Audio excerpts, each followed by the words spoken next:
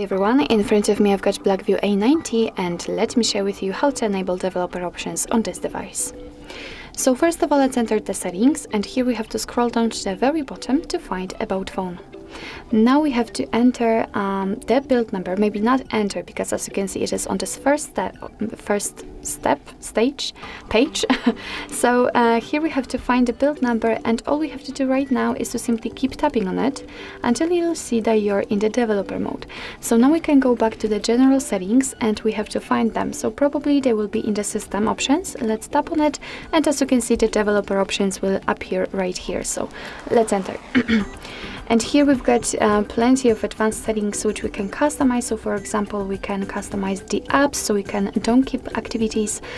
Here we can show view updates, and we can force the RTL layout direction. We can show visual feedback for tabs. Here we've got some options which are connected to Bluetooth and overall to the networking, because as you can see we've got the USB and the Wi-Fi also, and so on and so on. So quite a lot of options. And if you'd like to turn on the option, all you have to do is to simply tap on the switcher on it, and as you can see it will be immediately activated and applied.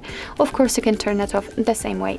If you've got the options without the switcher, for example like here in the window animation scale, just tap on it in order to open much more advanced settings.